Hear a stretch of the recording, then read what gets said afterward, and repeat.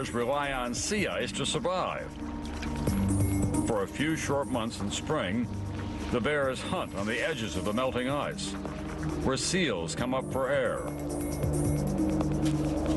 For the bears, this is their last chance to feed before the long summer fast. But the ice is now melting earlier in the year and at a faster pace. The bears simply don't have enough time to hunt all the food they need to survive. We'll rope the cubs up, and then we'll immobilize each cub by hand. Small amount of the same drug that knocked mom out will knock the cubs out.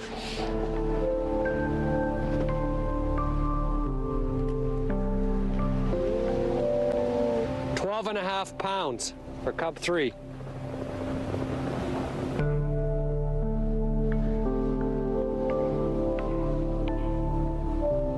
The numbers of bears in the Churchill population are falling as a result of reduced cub survival and juvenile survival.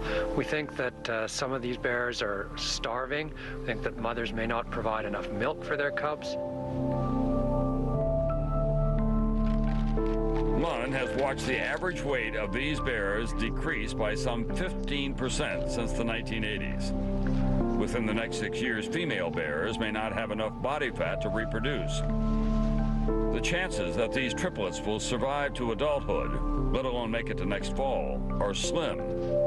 They're likely to become another statistic in Lund's database of a species on its way to extinction.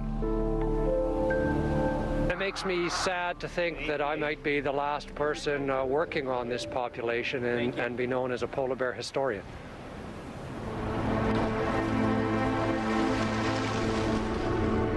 It wasn't until recently that scientists even worried about Arctic sea ice, which naturally shrinks and expands each year as the seasons change.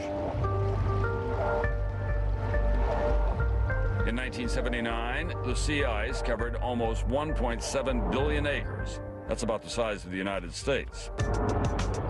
But in the last 2 decades alone, the Arctic has lost an area roughly twice the size of Texas. At first, scientists debated the cause, but few linked global warming and mankind's carbon dioxide emissions to that retreat. We had certainly noticed that the sea ice cover through about the year 2000 had been on a general decline, but it seemed that this could be fairly easily explained by just natural cycles in the climate system. For example, changes in the weather patterns.